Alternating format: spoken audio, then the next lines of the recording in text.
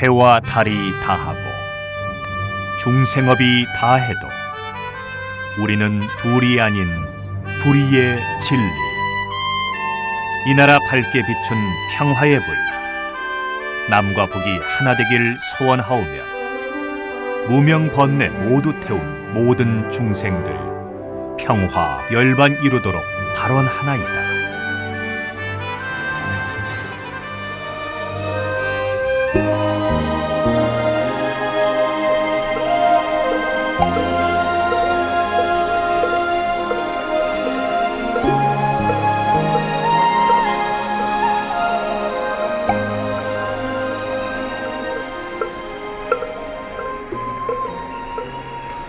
선무회자 스님과 마음으로 찾아가는 108산사 영상순례, 그 26번째 순례지는 전라남도 구례군에 있는 지리산 그 하엄사이죠. 이 절은 그 우리나라 하엄 10차례 하나로 아주 유명합니다. 신라 때 의상대사와 원효대사가 중국 당나라의 유학길을 떠났는데 당나라로 가는 배를 타기 위해서 그 항구로 가는 도중에 비 오는 어느 날 밤 지금의 그 천안 근처 직산에서 인가를 찾아 헤매다가 길가 언덕 밑에서 굴을 발견하여 거기서 하룻밤을 자게 되었습니다. 그때의 원효 스님은 자다가 목이 말라 일어나 물을 찾았는데 마침 그 흰 그릇에 물이 담겨져 있어서 꿀꺽꿀꺽 아주 맛있게 먹고 다시 잠이 들었습니다. 아침에 잘 자고 일찍 일어나서 보니 이 집이 바로 오래된 무덤이었고 어제 저녁에 먹은 물그릇을 보니 바로 해골이었던 것입니다. 빗물이 해골에 담겨져 있는 것을 그렇게 맛있게 먹었는데 아침에 이것을 보고 구역질이 나고 토해낼 것 같았습니다. 그곳에서 원효 스님은 마음이 일어남으로 갖가지 현상이 일어나고 마음이 없어짐으로 땅굴과 무덤이 둘이 아니라는 것을 깨닫고 삼계는 유심이요 마음법은 유식이다. 마음밖에 아무것도 없는데 무엇을 어찌 따로 구하겠는가 하면서 그 자리에서 원효 스님은 나는 더 이상 중국에 가지 않겠다고 하고 경주로 돌아가고 의상 스님만 중국으로 무사히 가게 된 것입니다. 이때 중국으로 건너가 중국의 하엄 사상을 배워온 의상대사는 귀국 후에 전국에 10개의 절을 하엄 사찰로 세웠는데 그 중에 하나가 하엄사입니다. 그때 세운 절이 영주 부석사, 또 부산 범어사, 합천 해인사, 고성 옥천사, 팔공산 미리사, 또 계룡산 갑사, 또 삼각산 청담사, 원주 비마라사, 웅주 보원사 등이고 또 지리산 하엄사는 그 연기 조사에 의해 창건되었으니 의상대사가 하엄종으로 이렇게 맞는 것 같습니다. 이들 사찰은 의상스님의 하엄 사상을 널리 펴는데 중요한 역할을 하였습니다. 하엄사에 가보면 대웅전보다 곽황전이 더 크고 웅장하지요. 여기에는 정치적인 배경이 깔려 있습니다. 신라말 이른바 그 후삼국 시기에 하엄종은 두 파로 갈리게 됩니다. 해인사를 중심으로 하는 북악파는 왕건의 편에 서서 고려 건국의 승리자가 되고, 하엄사를 중심으로 한 남악파는 견훤의 편에 섰다가 패배자가 되고, 남악파의 중심이었던 하엄사는 이때 주인이 바뀌어 더 이상 하엄종의 사찰이 아니라 법화 계열의 사찰로 소속이 변하게 되면서 이렇게 됩니다. 이 곽황전은 원래가 바닥이 전돌로 되어 있어서 신을 신고 들어갈 수 있도록 되어 있었습니다. 중국에 가보면은 법당에 신을 신고 들어가지요. 중국에는 모두 전돌이 깔려 있습니다. 이 곽황전 벽에는 하엄경을 큰 돌에다 새겨서 모두 빙 둘러두었습니다.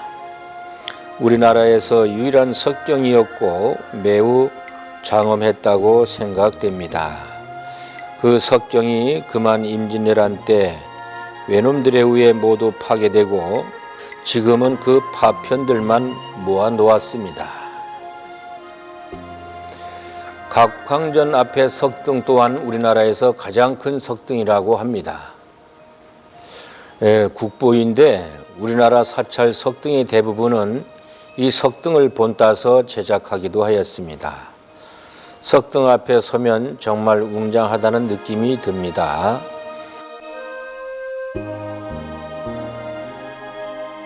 곽황전 옆쪽으로 108계단길을 올라서면 불국사 다보탑과 쌍벽을 이루는 국보인 높이 5.5m의 그 아름다운 사사자 3층 석탑이 있습니다.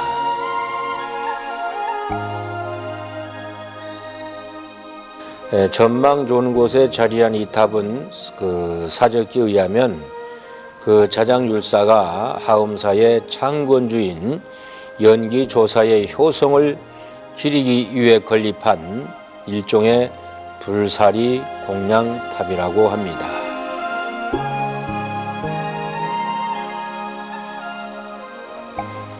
이 탑에는 강면에 그 천인상을 조각했는데 연화대자에 앉아 악기를 연주하거나 또 춤을 추거나 공양하는 자세를 취하고 있습니다.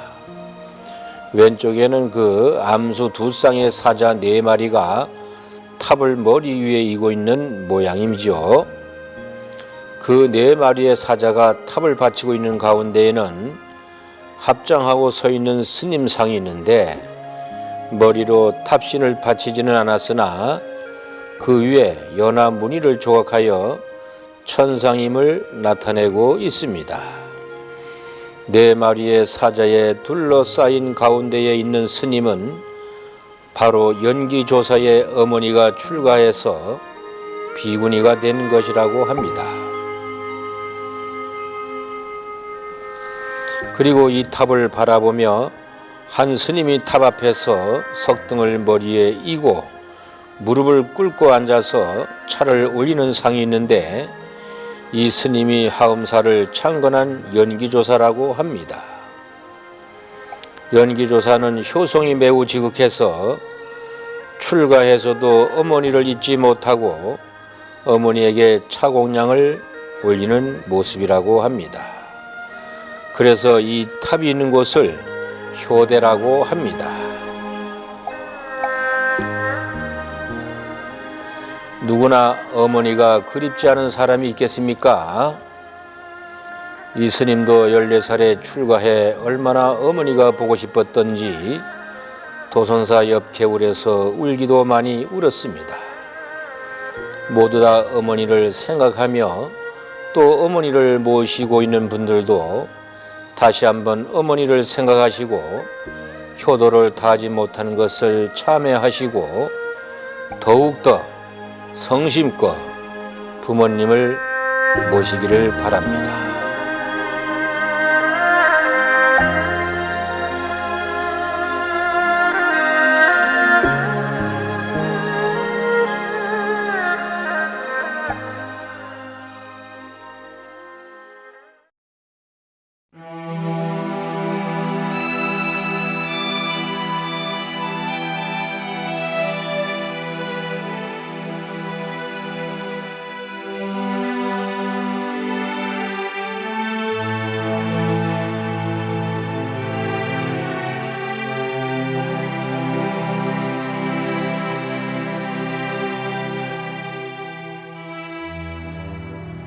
오늘의 법문은 나를 찾는 108기도문 제26배에 대한 법문이지요. 그러면 26배를 두 번 읽어보겠습니다. 제가 살면서 나와 남을 위해 산 목숨을 죽이지 않겠나이다. 제가 살면서 나와 남을 위해 산 목숨을 죽이지 않겠나이다. 이제부터는 그 오계에 대한 법문입니다. 제일 처음에 삼법이라고 하는 재행무상, 재법무와 일체계고에 대해서 법문했으며, 다음으로 사성제인 고짐멸도에 대해서 법문했습니다. 그리고 번뇌와 무명, 괴로움은 왜 생기는지, 나라는 것은 왜 없다고 하는지, 연기법이란 무엇을 말하는 것인지, 열반이란 어떤 것인지, 그리고 열반에 이르기 위해서는 무엇을 어떻게 실천해야 하는지를 설명하면서 팔정도를 법문했습니다. 이제부터는 그 오계에 대한 법문입니다. 우리가 보살계를 받을 때 대표적으로 받는 것이 바로 오계입니다. 물론 10개도 있고 더 많이 있지만 제가 불자들이 받는 게는 5개 또 10개 등 그렇습니다. 한문으로 하자면 불살생, 불투도, 불사음, 불망언, 불음주입니다. 불교도이면 제가자나 출가자 모두가 지켜야 하는 가장 기본적인 생활 규범입니다. 살생하지 말라, 도둑질하지 말라, 음행을 하지 말라, 거짓말을 하지 말라, 술을 마시지 말라 등의 바로 5계입니다. 이처럼 그 어떠한 계이든 간에 우리 그 불교에서는 살생은 엄격히 금하고 있습니다. 산 목숨을 죽이지 않는다는 것, 이것이 또 우리 불교가 다른 종교와 아주 차별되는 점이기도 합니다. 불교하면 살생 금지, 살아있는 것을 죽이지 않고 죽을 생명을 살려주는 방생이 기본입니다.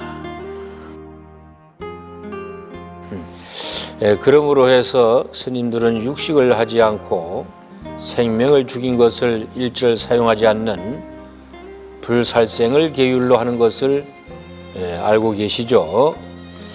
우리 보살님들이 받는 5계나 10선계, 스님들이 받는 비구계인 구족계에는 모두 이 불살생계가 들어가 있습니다.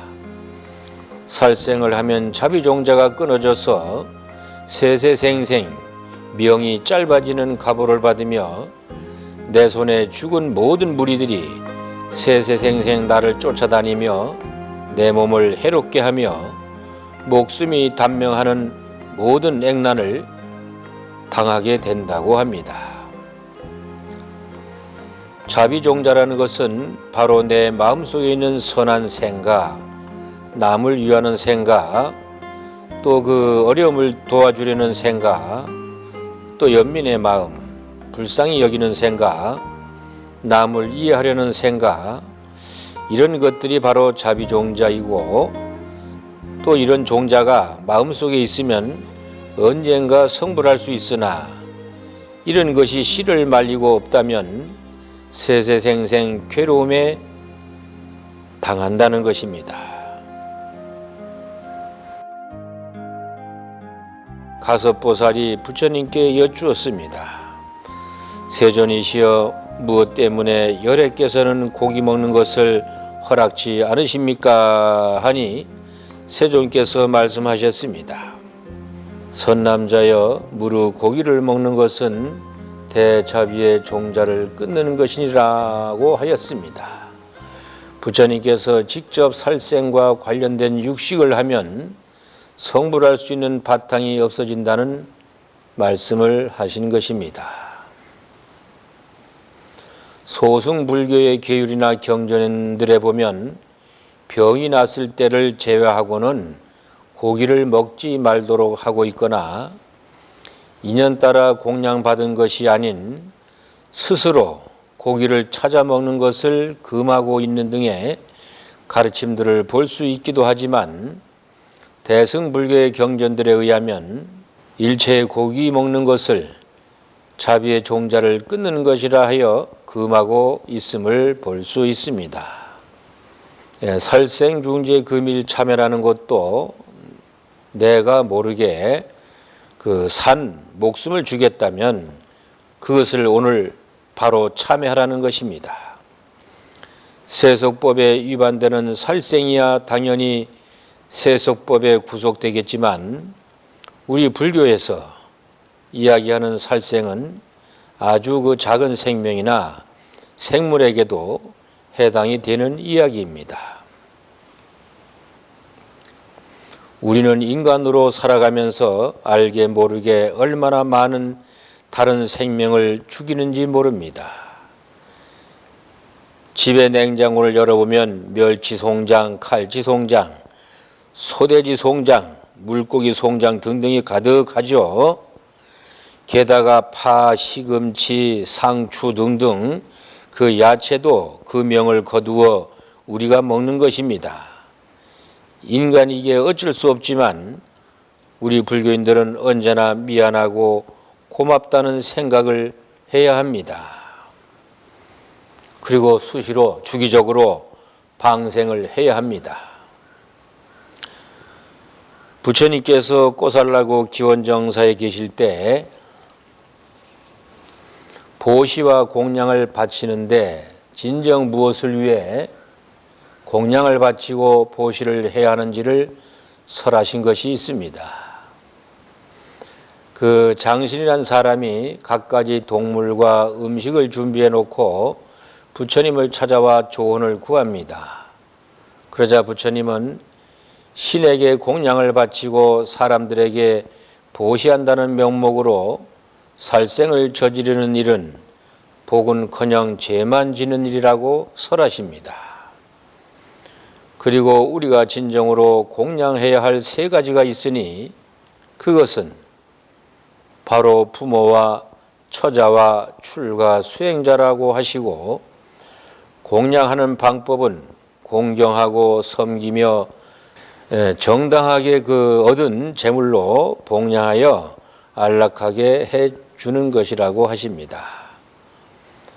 공양해야 할 대상이 하늘의 해나 달이 아니라 바로 주변에 있는 사람들이며 공양 방법은 생명을 죽여 그 살을 먹는 것이 아니라 주변 사람들을 공경하고 섬기는 것이라고 하십니다. 어떠한 명목으로든 살생을 저지르는 것은 결코 복이 되지 않으며 누가 되어 돌아온다고 하니 우리들이 결혼식이나 또 한갑이나 축하연에 흔히 소돼지를 잡는데 이것은 복이 되는 일이 아닐 것입니다. 어느 책을 보니 이런 이야기가 있었습니다. 그 옛날 그 어느 절에 한 스님이 친구의 아들을 상자로 데리고 있었답니다. 그런데 상자의 관상을 보니 일주일 안에 죽을 상이라서 집에 가서 죽으라고 며칠간만이라도 그 부모님께 다녀오라고 하였답니다. 그런데 집에 가서 죽었어야 하는 상자가 일주일 후에 건강한 몸으로 돌아온 것을 보고 스님이 깜짝 놀라서 자초지종을 물어보니 집으로 가는 길에 작은 개울을 지나가는데 개미떼가 큰 나무 껍질에 수천 마리가 붙어서 떠내려가고 있는 것을 보고 조금만 더 내려가면 폭포수가 있고 소용돌이가 있는데 놔두게 되면 이 개미떼 수천 마리가 모두 죽을 것 같아서 옷을 벗고 들어가서 그 개미떼를 언덕에 올려두었다고 하였습니다. 그리고는 집에 가서 쉬다가 왔다고 하였습니다. 그때야 스님은 무릎을 딱 치면서 그 개미떼를 살려준 공덕으로 4명이 길어졌구나 하면서 상자의 등을 두드려 주었다고 합니다. 그 후에 그 상자는 방생의 공덕인지 오래오래 살았다고 합니다. 이와 같이 불살생개는 산 목숨을 죽이지 않는 것을 뛰어넘어 무생명을 살리는 자비의 실천이 되어야 합니다. 불살생개에 담긴 참뜻은 죽이지 않는다는 것이 아니라 보다 적극적으로 생명을 존중하고 생명의 가치를 깨달아 서로 돕고 서로 살리며 살아가는 것입니다. 그러면은 제 26배를 다시 읽어보겠습니다. 제가 살면서 나와 남을 위해 산 목숨을 죽이지 않겠나이다. 제가 살면서 나와 남을 위해 산 목숨을 죽이지 않겠나이다.